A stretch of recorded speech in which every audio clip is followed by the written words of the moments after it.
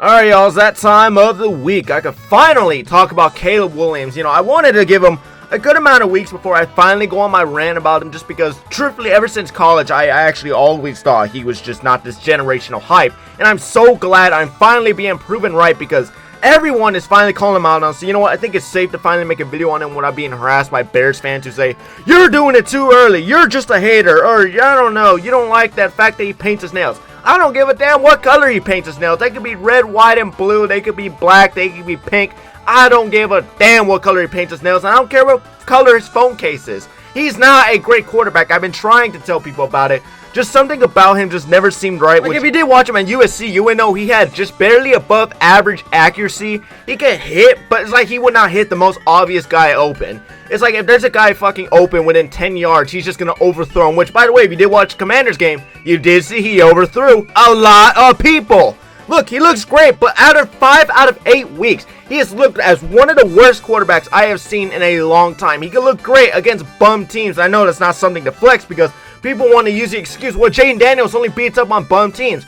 But if you watch the footage, and I say watch the footage, don't watch the game score, don't look at the stats, don't look at how many yards he throws, look at the type of throws he makes. Look at the types of throws Jaden Daniels makes. Jaden Daniels is dropping 50-yard bombs, but his accuracy is on point. That's the difference between yards of Caleb Williams and yards versus Daniels. Daniels makes the long shots, but Daniel also doesn't try to play hero ball 95% of the game. Caleb Williams is just trying to be a highlight reel. That's always what he always has been. He's never been a guy who played smart. He's always just been a guy who just wants to be the highlight reel. He wants to be the center of attention. He just wants to be the guy everyone talks about because he tries way too much. I think everyone knows that he doesn't have a tight ball. Even when he has the weapons, people will still want to make the excuse, well, it's his coaching staff. How come when Fields had this, everyone put the blame on Fields, no one put the blame on the coaching staff? Everyone said Fields was garbage. Y'all got rid of Fields. What happened? I swear, it's like, yo, go from Fields to Williams. It's the same situation. Fields is a garbage quarterback, but I don't think Williams is any better of an upgrade. It's like if you would have paid Fields, at least Fields, is Fields. You know what to expect.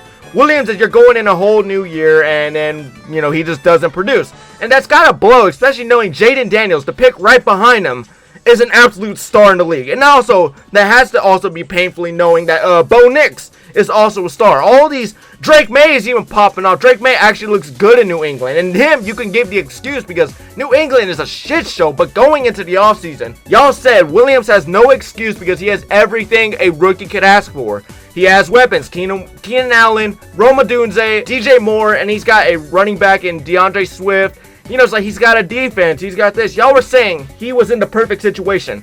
Why are y'all flipping the script now? Why is everyone saying now, oh, it's not his fault, it's this, it's that? I'm just saying he's playing painfully average. He struggled against the Cardinals, which is the 24th most ranked defense in the entire league. He struggled against them, putting up not even 220 yards and not even a touchdown, going 22 for 41. How do you miss 20 attempts? And I guarantee you, if you watch the footage, 20 of them weren't even that great. He's just painfully average. I swear, the Bears just love the word mediocre because that's all they sink in. They sink in their own failure, that is drafting, because they can't not draft anyone. Clearly, they always fail on the draft. Y'all are in the most perfect position to draft someone great, and what do? You draft someone based off of hype. Again, Trubisky, all hype. Fields was hype. You draft these people based off hype without actually watching the footage, because if you watch the footage, you know Jaden Daniels was hands down the better quarterback. Better competition, better deep ball. He was better everything, wasn't afraid to run. If you watch Caleb Williams, you watch him because of his highlights. He wasn't that great on footage. He was great like 50% of the game. The other 50% was him struggling.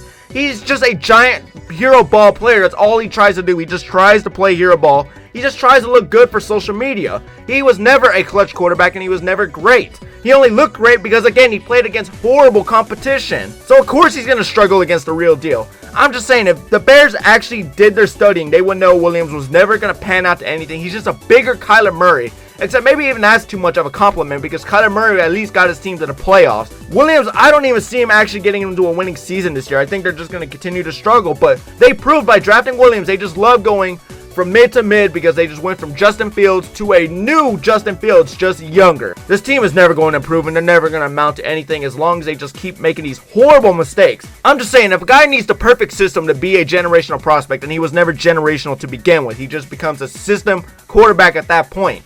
Williams, if he was generational, he would have already balled out. And so far, he has shown me no signs that he is this generational hype as we had him as. Daniels was the better quarterback. Y'all messed up again, and it's gotta suck as a Bears fan because you can't do nothing about it. You know, it's like as the same thing as a Panthers fan. You know, you watched your team take Young over Stroud. Bears fans, y'all watch Williams go over Daniels. It's like you can't do nothing, and it sucks. You have to deal with another 3 years of Justin Fields just under a new name, and that's Caleb Williams. Thank you all so much for watching, ladies and gentlemen. I will see you all in the next random recap.